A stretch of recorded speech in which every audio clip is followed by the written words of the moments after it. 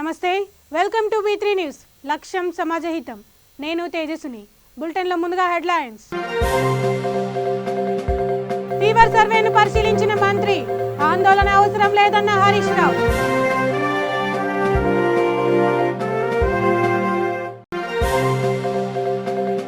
CPM రాష్ట్ర 3వ మహాసభలు ప్రారంభం. తుర్కయాంజల్కు తరలించిన నేతలు.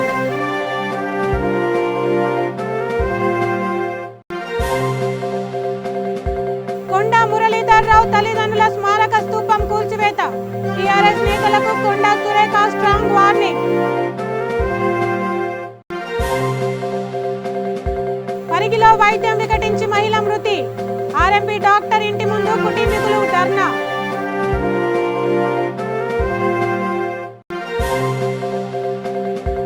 విజయనగరంలో పోలీసులకు చిక్కిన దొంగలు.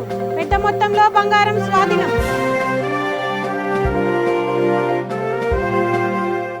ఇక డీటెయిల్స్ చూస్తే, ప్రజలు కరోనా కేసులలో కార్పొరేట్ ఆసుపత్రులకు వెళ్లి డబ్బులు వృధా చేసుకోవద్దని, ప్రభుత్వం అందరికీ ఆరోగ్యం భరోసా కల్పిస్తుందని రాష్ట్ర వైద్య ఆర్థిక శాఖ మంత్రి హరీష్ రావు అన్నారు. సంగారెడ్డి జిల్లా రామచంద్రపురం ఇక్రిషట్ ఫెన్సింగ్ ఏరియాలో జరుగుతున్న ఇంటింటా ఫీవర్ సర్వేను మంత్రి తన్నీర్ హరీష్ రావు, ఎమ్మెల్యే గూడెం మహిపాల్ రెడ్డి, కార్పొరేటర్ సింధు ఆదర్శ రెడ్డిలతో కలిసి పరిశీలించారు. ప్రజలు అధికారులకు సహకరించిన కరోనా పరీక్షలు చేయించుకోవాలని, అనుమానం ఉంటే హోమ్ ఐసోలేషన్ కిట్ వాడాలని ఆయన సూచించారు. అన్ని ప్రభుత్వ ఆసుపత్రిలో ప్రత్యేక వసతులు ఏర్పాటు చేశామని, ఎవరూ ఆందోళన చెందాల్సిన అవసరం లేదని అన్నారు. కరోనా థర్డ్ వేవ్ను ఎదుర్కొనేందుకు రాష్ట్ర ప్రభుత్వం సిద్ధంగా ఉందని చెప్పారు. చేసే విజ్ఞప్తి, మీరెవరూ గాబరా పడాల్సిన అవసరం లేదు. లేదా మీరు సొంతగా మెడికల్ షాపులకు వెళ్ళి గోళీలు తెచ్చి వేసుకొని అనవసరంగా ఇబ్బందులు పడొద్దు. మీకు దగ్గు కానీ, జ్వరం కానీ, జలుబు కానీ, ఆయాసం కానీ, ఒళ్ళు నొప్పులు కానీ ఉంటే వెంటనే మా వైద్య ఆరోగ్య శాఖ అధికారులకు తెలపండి. ప్రభుత్వమే మీకు ఉచితంగా హోమ్ ఐసోలేషన్ కిట్ ఇస్తుంది.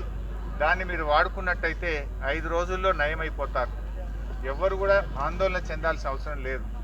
అనవసరంగా పేదవారు, మధ్యతరగతి ప్రజలు కార్పొరేట్ ఆసుపత్రులకు వెళ్ళి మీ డబ్బు వృధా చేసుకోవద్దని చెప్పి మేము కోరుతా ఉన్నాం.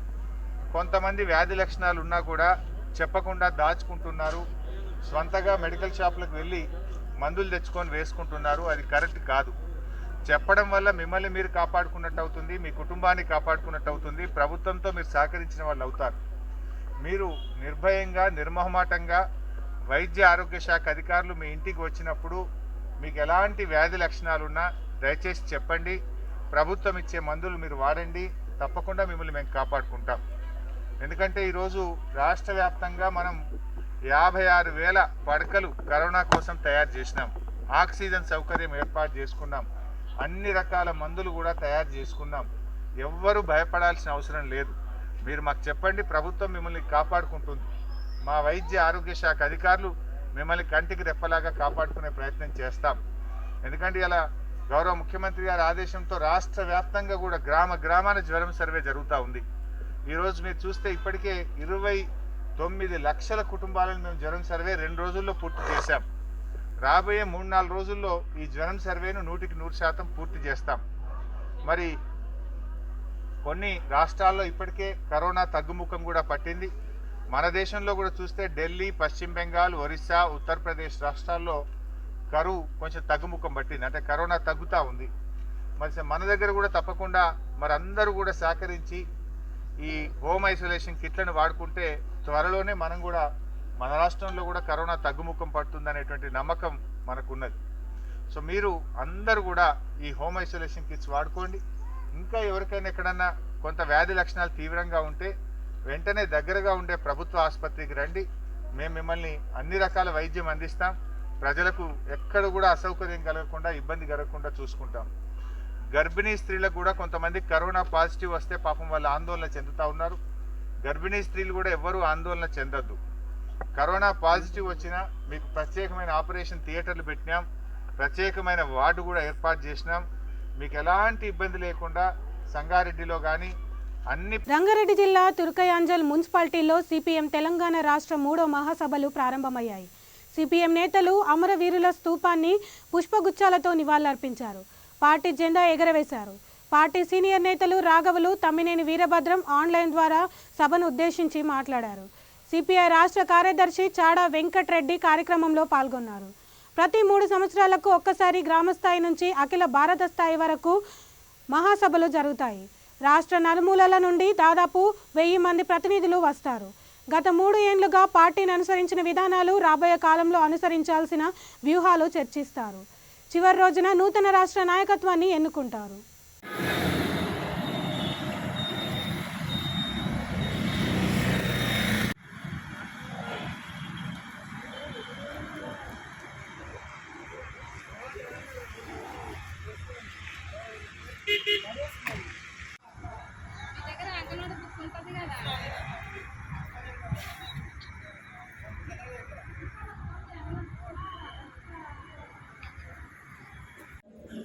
మోదీ ప్రభుత్వం రాగానే మతుల ఘటనలు, దాని మీద ఆధారపడి ఉన్న వాయువులు, ఏంటంటే ఇవన్నీ కూడా చాలా మొదలై కానీ ఒకవైపు నుంచి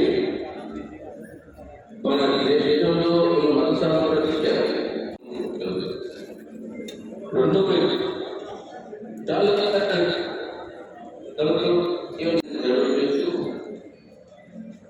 కార్మిక అధికారాలన్నింటినీ రద్దు చేస్తూ ఒక లీగలైజ్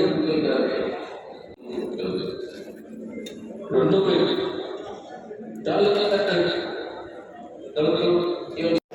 తెలంగాణ రాష్ట్రం ఏర్పడిన తర్వాత రాష్ట్ర కార్యదర్శి సభ్యులుగా పనిచేశారు. ఆదివాసీ హక్కుల కోసం నిరంతరం సున్నం రాజకీయాలు చేశారు. కరోనా మరియు అనారోగ్య సమస్యలతో ఆరోగ్య సున్నం రాజకీయాలు మరణించారు. దీనికి మహాసభ వ్యక్తుల దోహాలు తెలియజేస్తూ ఉన్నాం. అట్లాగే ఈ సామాన్య ప్రజలు కూడా ఈ కాలంలో కనిపిస్తారు. వీరందరి నుంచి తెలంగాణ రాష్ట్ర 3వ మహాసభ సందర్భంగా సంతాపాన్ని ప్రకటిస్తూ వివాదాలు చూస్తున్నాం. ముందుగా ఈరోజు జరిగే పార్టీ మాజీ పొలిట్బ్యూరో సభ్యులు కామ్రేడ్ మహమ్మద్ అమీన్, నిర్మల్ సింగ్, కామ్రేడ్ బాలరాజన్ మరియు పార్టీ కేంద్ర కమిటీ సభ్యులు కామ్రేడ్ గౌతమ్ దాస్, విజోజర్, Shyamal Chakraborty, comrade Mahendra Singh, comrade Mahendra Singh, comrade Ganesh Shankar Vidyarthi, Chakka Venkaiah గారికి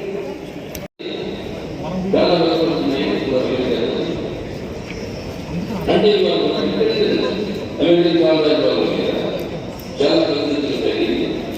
దీంతో పాటు స్పష్టంగా ఈ రకమైన గౌరవ పరిస్థితి అంటే junior subordinate junior partner India అనేది తయారైంది. ఇది అపోజ్ చైనాకి సోషలిస్ట్ చైనాకి వ్యతిరేకంగా ప్రకటిస్తోంది. రెండవది మన దేశంలో ఉన్న మన నేబర్స్ అందరితో మన సంబంధాలు కూడా చాలా దిగుతాయి.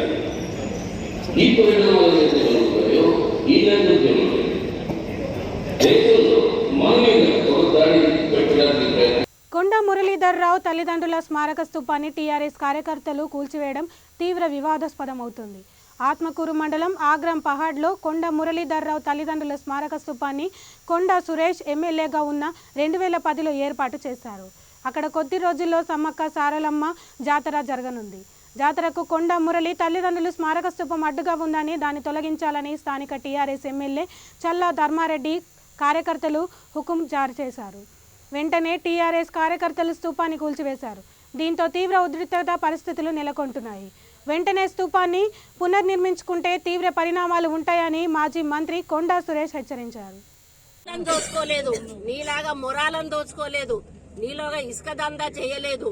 మేము ఎప్పుడు కూడా ఒక 50,000 పనున్న ఒక కార్యకర్తకి ఇచ్చి అరే ఒక 5,000 సంపాదించుకోరా బాబు అని చెప్పినాం గానీ నీలాగా ప్రతి పనిని కూడా కాంట్రాక్ట్ చేసుకుంటూ ఈరోజు కోట్ల రూపాయలు 1,000 కోట్ల రూపాయలు సంపాదించుకొని ఈరోజు అహంకారంతో నువ్వు ఏదైతే ప్రవర్తిస్తా ఉన్నావో ఆ పద్ధతి మార్చుకోమని చెప్తా ఉన్నా. నువ్వు ఫస్ట్ వర్క్ చేసింది ఎక్కడ ఒక్కసారి వెనక్కి తిరిగి ఆలోచించుకో. కటాక్షపూర్ అదేది మన బ్రిడ్జ్ ఉంది, సింగారం బ్రిడ్జ్, ప్రగతి సింగారం బ్రిడ్జ్ ఆ రోజు రాజశేఖర్ రెడ్డి గారు శాంక్షన్ చేస్తే 3 కోట్లది మేము ఫస్ట్ కాంట్రాక్ట్ ధర్మారెడ్డి ఇట్లా చేతులు కట్టుకుని నిలబడితే ఫస్ట్ కాంట్రాక్ట్ ఇచ్చింది కొండా దంపతులు. ఆ రోజు నీ పరిస్థితి ఏంది, ఈ రోజు నీ పరిస్థితి ఏంటి అంటే ఎంత దిగజారుడుతనం అంటే పదవి కోసం పైసలు ఇచ్చి పూజలు చేయించుకునేటువంటి దురదృష్టకర పరిస్థితుల్లో ఉన్నావు అని అంటే నీకు ప్రజల మీద నమ్మకం లేదా? ఒక్కటి ఆలోచించు. ప్రజల మీద నమ్మకం ఉన్నవాళ్ళు ప్రజల మధ్యలో ఉండాలి. నువ్వు చెయ్యాలనుకుంటే చెయ్యి.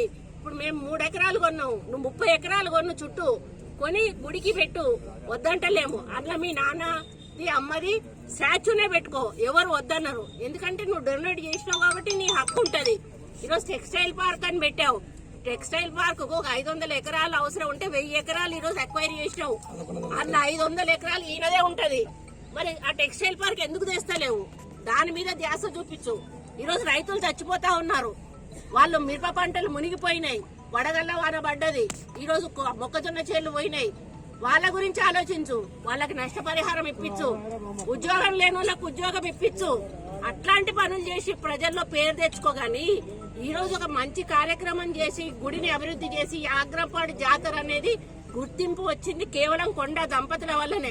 అంతకుముందు ఆగ్రపాడు జాతరకు అంత గుర్తింపు లేదు. మరి మేమిద్దరం కూడా రాజశేఖర రెడ్డి గారి నాయకత్వంలో అభివృద్ధి చేసి ఇక్కడ ఆగ్రంపాడు జాతరను అన్ని విధాలు అభివృద్ధి చేశాము. ఆ విధంగా చెయ్యి నీకు కావాలంటే. ఈ రోజు నా కూతురు ఏదైతే సుస్మితా పటేల్ చెప్పిందో నేను దాన్ని బలపరుస్తా ఉన్నాను. A1 గా ధర్మారెడ్డి మీద కేసు పెట్టాలి. మిగతా వాళ్ళందరినీ కూడా ఆ కేసులో ఇంక్లూడ్ చేయాలి. అందరినీ అరెస్ట్ చేయాలి. అందరి మీద ఏమేమి సెక్షన్స్ వర్తిస్తాయో ఆ సెక్షన్స్ అన్ని కూడా అప్లై చేయాలి. రెండో డిమాండ్ ఏంటంటే మళ్ళీ యథావిధంగా ఆ యొక్క స్తూపాన్ని నిర్మించాలి. అంటే కొండమురళి పని ఎట్లా ఉంటది అనే దానికి స్తూపం ఒక ఉదాహరణ. అది ఒక శిలాఫలకం అంటే ఉట్టిగా రాయిలు అతకబెట్టిండ్రు అనుకొని కొట్టిండ్రు గడ్డపారతోటి.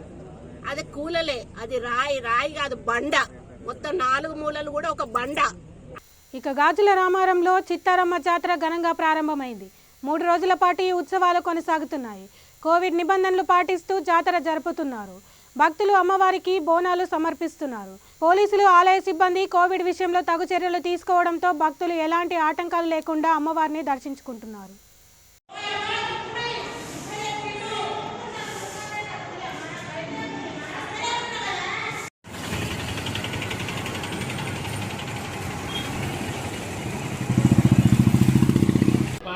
దేవి సర్వమంగళా తయో సంస్మరణ పుంసాం సర్వతో జయమంగళం. జగదంబ విశ్వపాలిని మాత అయినటువంటి ఇచ్ఛాజ్ఞాన క్రియాశక్తి స్వరూపిణైన శ్రీ చిత్తారమ్మదేవి మన గాజుల రామవరం గ్రామంలో వేంచేసి ఉండడం ఇక్కడి ప్రాంతవాసులు చేసుకున్నటువంటి మహద్భాగ్యం. చాలా సంవత్సరాలుగా పూన అంతయ్య గౌడ్ గారు వారి ఆధ్వర్యంలో వారి మిత్ర బృందము అందరూ కూడా చిన్నతనంలోనే ఒక కార్యవర్గంగా ఏర్పడి నేటి వరకు అంగరంగ వైభవంగా అమ్మవారి యొక్క ఉత్సవాలను ప్రతి ఏటా జరిపిస్తూ ఉన్నారు. కానీ కాలక్రమేణా అంగరంగ వైభవంగా అద్భుతమైనటువంటి ఆలయంగా క్షేత్రంగా తీర్చిదిద్దబడ్డటువంటి ఈ ఉత్సవానికి అన్ని ప్రాంతాల నుంచి అన్ని జిల్లాల నుంచి దర్శనానికి వస్తూ ఉంటారు. ప్రస్తుత కాలంలో కోవిడ్ దృష్ట్యా ఏర్పాట్లు చేశారు. అందరూ కూడా సామాజిక దూరం పాటించి మాస్కులు ధరించి శానిటైజర్ చేసుకొని ఖచ్చితంగా దర్శనం చేసుకునేటువంటి వాతావరణంలో ఏర్పాట్లు చేసి ఉన్నారు. ప్రతి ఒక్కరు కూడా అమ్మను దర్శించాలి, తరించాలి. ఆలయ కమిటీ వారు ఎక్కడ కూడా ఎవరికి ఆటంకాలు లేకుండా చక్కగా క్యూ లైన్లే అనుకోండి, దర్శనమే అనుకోండి, అమ్మవారి యొక్క మహాప్రసాదమే అనుకోండి, చక్కగా ఒక వర్షక్రమంలో వచ్చి తీసుకునేటువంటి ఏర్పాట్లు చేసి ఉన్నారు. మన చిత్తారమ్మ యొక్క మహిమ గురించి చెప్పాలి అంటే మాటలు సరిపోవు. ఎందుకంటే ఇక్కడ చిన్న కుగ్రామంగా ఉన్నటువంటి ఈ ప్రాంతంలో అమ్మ ఇక్కడ వెలిసి ఉందనేటువంటి విషయాన్ని తెలుసుకొని వారు ఎప్పుడైతే ఉత్సవం ఆరంభం చేశారో ఏటికి ఆ ఏడు అద్భుతంగా క్షేత్రంలో ఉత్సవాలు జరుగుతూ ఏటికి ఆ ఏడు జనాల యొక్క భక్తుల యొక్క సంఖ్య కూడా పెరుగుతూ అమ్మవారిని దర్శించే వాళ్ళ యొక్క అనుభూతి చెప్పడం అనేటువంటి మాటల్లో చెప్పలేము. చక్కగా అమ్మవారిని దర్శించినటువంటి వారికి చిత్త నివృత్తి కలుగుతుంది, మానసిక క్లేశములు తొలుగుతాయి. అమ్మని తలిచిన వెంటనే మానసికమైనటువంటి క్షోభతో ఉన్నా, ఏదైనా ఇబ్బందుల్లో ఉన్నా, విపత్కర పరిస్థితుల్లో ఉన్నా వెంటనే తొలుగుతాయనేటువంటిది ఇక్కడి ప్రాంతవాసుల యొక్క నమ్మకం.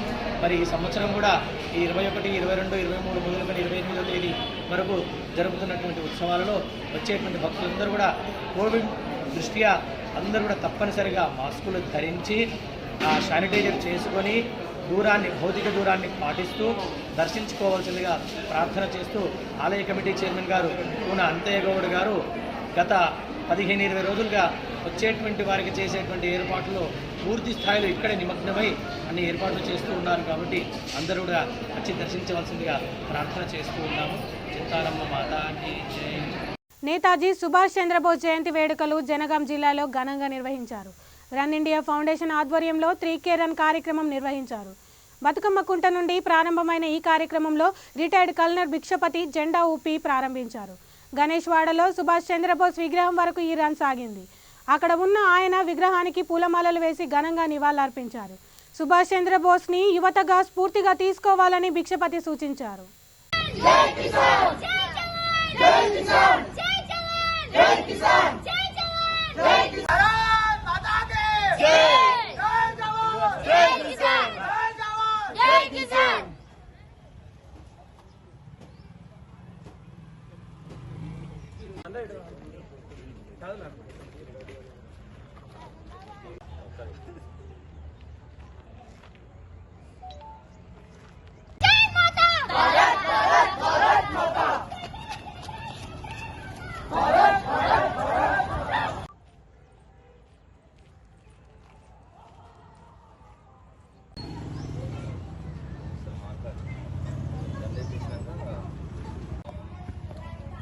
అండ్ పోచన బ్రదర్ పోచన గారికి నాకు ఆ ప్రత్యేక ధన్యవాదాలు.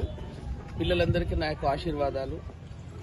ఇదే మాధ్యమంగా జనగాం ప్రజలందరికీ నా యొక్క నమస్కారాలు, నా యొక్క సొల్యూట్. వాస్తవం చెప్పాలంటే గణేష్ వాడలో వివేకానందుడి సుభాష్ చంద్రబోస్ గారి జయంతి జరుగుతున్నప్పుడు ఈ గణేష్ వాడ కాదు, వాస్తవం చెప్పాలంటే జనగాం ప్రజలందరూ ఉండాల్సిన అటువంటి ఒక ముఖ్యమైన ఒక గొప్ప రోజు ఇది. సుభాష్ చంద్రబోస్ గారి గురించి మనం వివరాలు నేర్చుకోవటం కన్నా ముఖ్యంగా ఆయన ఒక స్వాతంత్ర సమరయోధుడు, దాంట్లో డౌటే లేదు. ఒకటి, ఆయన లేకపోతే స్వతంత్రం రాలే, స్వతంత్రం రాకపోవు. ఇంకొక 100-200 సంవత్సరాలు పోస్ట్ పోన్ అయిపోయింది. ఎందుకంటే అప్పుడు రెండు సిద్ధాంతాలు, మేడం చెప్పినట్టుగా ఒక చెంప కొడితే ఇంకో చెంప, లేకపోతే సబ్మిషన్ అని చెప్పేవాటి ఒక సిద్ధాంతం. అయ్యా మాకు 2 ఎమ్మెల్సీలు ఇవ్వండి, 2 ఎమ్మెల్యేలు ఇవ్వండి, మేము పాలించుకుంటాం అనేటువంటి ఒక పనికిరాని సిద్ధాంతాలు గాంధీ పెట్టింది. సుభాష్ చంద్రబోస్ నా దేశంలో నువ్వెవరి, నా దేశంలో నువ్వెవరి, నా దేశం నేను పాలించుకుంటా. సో 2 విభేదాలు జరిగినాయి. విభేదాలు జరిగిన తర్వాత అప్పటికి గాంధీ గారి వెనకాల ఉన్నటువంటి ఎవరైతే స్వాతంత్రానికి సమరయోధులు ఎవరైతే ఉన్నారో వాళ్ళది ఆ సిద్ధాంతాలతోటి చాలా మంది, వేల మంది, లక్షల మంది అప్పటికే చనిపోయారు. వికారాబాద్ జిల్లా పరిగిపట్టణంలో వైద్యం వికటించి మహిళ మృతి చెందింది. గ్లూకోజ్లో ఇంజెక్షన్ ఇవ్వడంతో పరిస్థితి విషమించినట్లు తెలుస్తుంది. ఆరోగ్యం విషమించడంతో మహిళను నగర ఆసుపత్రికి తరలించగా అక్కడ మృతి చెందినట్లు తెలుస్తుంది. గ్లూకోజ్లో ఇంజెక్షన్ కలిపి ఇచ్చిన ఆర్ఎంపీ డాక్టర్ నరసింహారెడ్డి ఇంటి ముందు మృతురాలి బంధువులు ఆందోళనకు దిగారు. మహిళ మృతికి కారణమైన డాక్టర్ను శిక్షించాలని డిమాండ్ చేస్తున్నారు.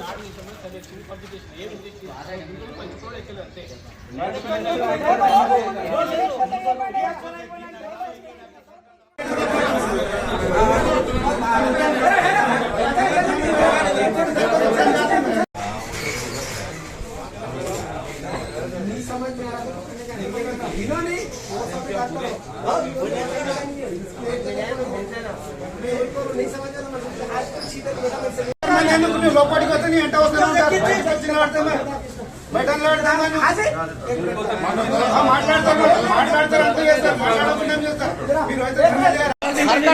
హాస్పిటల్ నుంచి సర్కార్ హాస్పిటల్ పోతున్నారు. రక్త వీళ్ళంతా బిజినెస్ బిజినెస్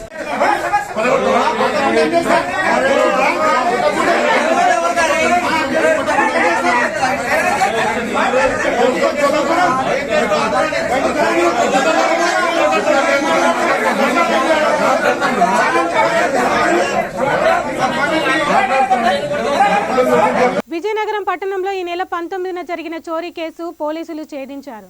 గుర్తు తెలియని వ్యక్తులు ఓ ఇంటిలోకి ప్రవేశించి బంగారు ఆభరణాలు దొంగిలించారు. బాధితుల ఫిర్యాదు మేరకు పోలీసులు కేసు నమోదు చేసి దర్యాప్తు చేపట్టారు.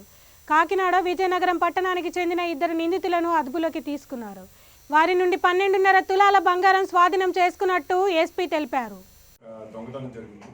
దాని యొక్క డీటెయిల్స్కి వెళ్తే అక్కడ ఉంటున్న ద్వారపరెడ్డి కిరణ్ కుమార్ అనే వ్యక్తి మాకు స్టేషన్ వచ్చి కంప్లైంట్ ఇవ్వడం జరిగింది. ఏంటంటే ఆ రోజు ఉదయం 3 గంటలకి వాళ్ళు అమ్మగారు లేచి వాళ్ళ దొడ్లో ఉన్న పూలు అవన్నీ తెంపుకొని కాలకృత్యాలు తీర్చుకొని మళ్ళీ వచ్చి పడుకోవడం జరిగింది. ఈ దీంట్లో వాళ్ళ ఇంటికి తలుపులు వేయకుండా మామూలుగా పడుకుని పోయారు. దాని తర్వాత మళ్ళీ పొద్దున్న 6 గంటల ప్రాంతాల్లో లేచి చూసేసరికి వాళ్ళ ఇంట్లో ఉన్న బీరువా ఓపెన్ చేసి ఉంది. ఆ బీరువా కంటే వీళ్ళు ఏంటంటే కీస్ కూడా బీరువాకి పెట్టి వీళ్ళు వదిలేయడం జరిగింది. ఆ కీస్కే మళ్ళీ లాకర్, ఈ బీరువా లోపల ఏదైతే చిన్న లాకర్ ఉంటుందో ఆ లాకర్ కీస్ కూడా ఉన్నాయి. సో ఆ లాకర్ కూడా తీసి తెలియని ఒక 2 వ్యక్తులు అంటే మనకి దొంగతనం చేయడం జరిగింది. దాదాపు 12.5 తులాలు పోయిందని చెప్పి కంప్లైంట్ ఇవ్వడం. వెంటనే మన 2 టౌన్ వారు ప్లస్ 2 టౌన్ పోలీస్ వారు ప్లస్ సీసీఎస్ టీం కూడా అక్కడికి వెళ్ళడం జరిగింది. ఫస్ట్ సీన్ చూస్తే ఎవరికి చూసినా మనకు ఒక అనుమానం కలుగుతుంది, నిజంగా కంప్లైంట్ నిజంగా చెప్తున్నారా లేదా అని. ఎందుకంటే చాలా చిన్న ఇల్లు, ఈ రూమ్ ఎంత ఉంటుందో అంత ఇల్లు, అంటే అది హాల్, అక్కడ నుంచి బెడ్రూమ్ కనెక్టివిటీ ఉంటుంది. ఆ హాల్లోనే దాదాపు 3 పడుకున్నారు. ఆ 3 దాటుకొని వెళ్ళి వీళ్ళు ఎవరైతే దొంగలు ఉన్నారో దాన్ని దొంగతనం చేయడం జరిగింది. సో వెళ్ళి చూసేసరికి అక్కడ మనకి ఫింగర్ ప్రింట్స్ కూడా మనకి టాలీ కొన్ని ఫింగర్ ప్రింట్స్ వచ్చాయి. ఆ బీరువాకి ఏదైతే ఉన్నాయో ఫింగర్ ప్రింట్స్ కూడా రావడం జరిగింది. అది ఇన్మేట్స్ ఇంట్లో ఎవరైతే ఉన్నారో వాళ్ళ ఫింగర్ ప్రింట్స్తో టాలీ చేసాం. చాలా వరకు తీసిన తర్వాత ఇంకా 1-2 ఇంకా బయట అవుటర్స్ ఉన్నట్టు మనం నిర్ధారించుకున్నాం. సో దాన్ని బట్టి ఇక్కడ దొంగతనం జరిగిందని ఒక నిర్ధారణకు వచ్చాం. వచ్చిన తర్వాత ఒక ఫింగర్ ప్రింట్ మనం టాలీ చేస్తే ఒక పర్సన్కి వచ్చింది. ఆయన జూనైల్ లేని కాన్ఫ్లిక్ట్ విత్ లా, JCL అంటే మైనర్. ఆ అబ్బాయి A1 కింద ఉన్నాడు. అబ్బాయి మీద ఇదివరకే దాదాపు 52 కేసులు ఉన్నాయి. అబ్బాయి మీద ఈ దొంగతనాల కేసులు. ఈయన కాకినాడకి చెందిన అబ్బాయి. ఈ అబ్బాయి కాకినాడకి చెందిన అబ్బాయి. వీళ్ళ నాన్న కాంట్రాక్టర్ పనులు చేసేవారు. వాళ్ళ నాన్న చనిపోయిన తర్వాత ఈయన సరైన ఆలనపాన లేకపోవడం, సరైన మానిటరింగ్ లేకపోవడం ఈ అబ్బాయి మీద. సో ఈ దొంగతనానికి అలవాటు పడ్డారు. దాదాపు ఈస్ట్ గోదావరిలో ప్లస్ రాజమండ్రి అర్బన్ యూనిట్లో ఈయన మీద దాదాపు 52 కేసులు ఉన్నాయి ఆయన మీద. ఇలాంటివన్నీ చిన్న పెట్టి దొంగతనాలు, పెద్ద దొంగతనం అన్నీ కలిపి. సో దాని తర్వాత నెక్స్ట్ మనకి ఎందుకంటే అక్కడే ఆ వీధిలోనే మనకి ఇంత పాత నేరస్తులు కూడా ఉన్నారు. JCL 2 అనే అబ్బాయి కూడా మైనర్. అబ్బాయి మీద ఇదివరకు మనకి 5 కేసులు ఉన్నాయి. మనకి నేను వచ్చిన తర్వాత దాదాపు 3 కేసులు కట్టాము అబ్బాయి మీద. మనం మొన్న లేటెస్ట్గా ఒక కేసులో కూడా ఒక విలేకరి ఒక షాప్లోని కెమెరా ప్లస్ మనకి ఒక టీవీ ఇవన్నీ మనకి పోయాయి. అందులో కూడా మనం రిమాండ్ చేయడం జరిగింది. రిమాండ్ చేసాం. అందులో కూడా ముద్దా కింద ఉన్నాడు. మాకు ఆయన మీద అనుమానం వచ్చి ఆయన కోసం వెరిఫై చేసాం. ఆయన ఇంట్లో లేడు. సో మా అనుమానం మాకు నిజమైంది. సో అక్కడ ఉన్న వేలుముద్ర వేరే ఒకరిది, ఇక్కడ ఈయన కూడా లేరు. సో వీళ్ళిద్దరికీ లింక్స్ ఉన్నా ఏంటా అని చూపించి ఆ వేలుముద్ర ఎవరిది చూసాము. వాళ్ళ డీటెయిల్స్ అన్ని మొత్తం తీసుకున్నాం, వాళ్ళ ఫోన్ నెంబర్ ఇవన్నీ. రంగారెడ్డి జిల్లా కందుకూరు మండలం పులిమామిడి గ్రామంలో ఉద్రిక్తత చోటు చేసుకుంది. సర్వే నెంబర్ 84లోని భూమికి సంబంధించిన రైతులు ఎలాంటి నోటీసులు జారీ చేయకుండా తహసీల్దార్ జ్యోతి నేరుగా వచ్చి రైతులు కట్టుకున్న ప్రహారీ గోడను కూల్చివేయడంపై రైతులు ఆందోళన వ్యక్తం చేస్తున్నారు. చిన్న సన్నకారు రైతులపై కక్ష కట్టి ఉద్దేశపూర్వకంగానే ప్రహారీ గోడను కూల్చివేసిందని రైతులు అంటున్నారు. బడాబాబులు చేసిన అక్రమ వెంచర్లపై వదిలేసి కూలీనాలి చేసుకునే చిన్న సన్నకారు రైతుల భూములపై కుట్ర పన్నుతున్నారని ఆవేదన వ్యక్తం చేస్తున్నారు.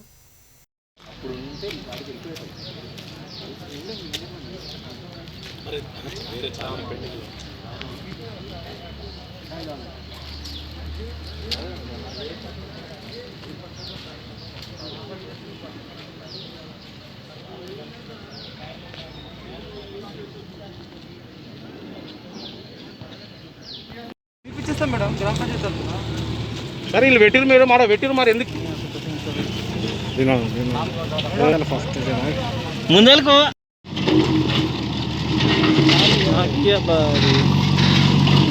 తగ్గిపోయింది అప్పటి వరకు అది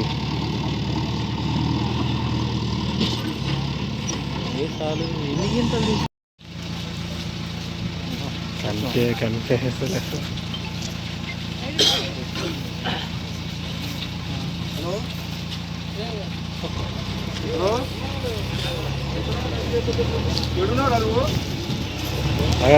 पैसे पेटी मोठा तिकडे भेटावरा श्रीकाश मला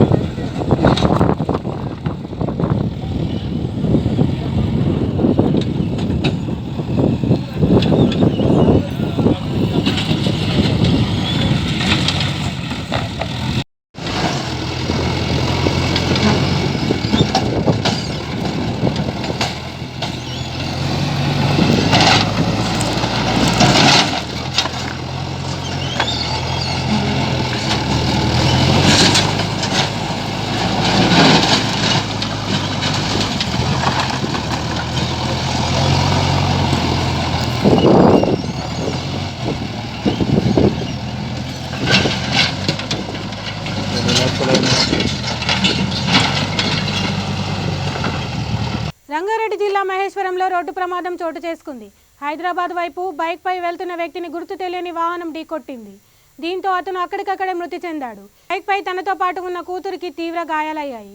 ఆమె హాస్పిటల్కి తరలించి చికిత్స అందిస్తున్నారు. పోలీసులు కేసు నమోదు చేసి దర్యాప్తు చేస్తున్నారు.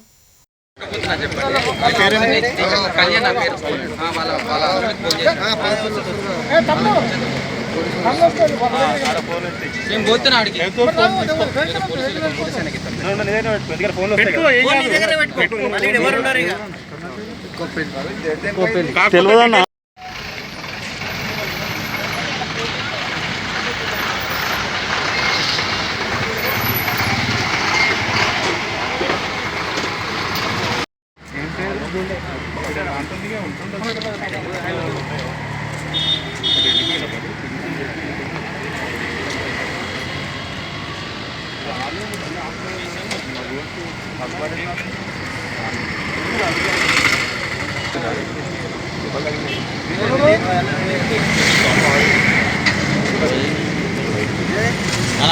ఇప్పటిదాకా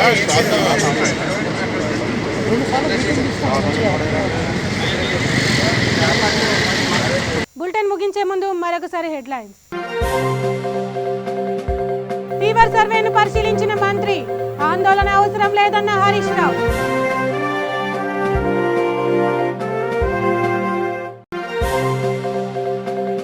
సిపిఎం రాష్ట్ర 3వ మహాసభలు ప్రారంభం, తుర్కయాంజల్కు తరలించిన నేతలు.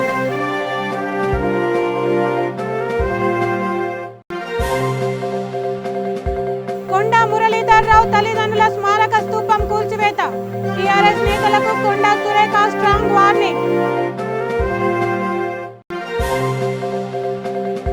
పరిగిలో వైద్యం వికటించి మహిళ మృతి, ఆర్ఎంపీ డాక్టర్ ఇంటి ముందు కుటుంబీకులు ధర్నా.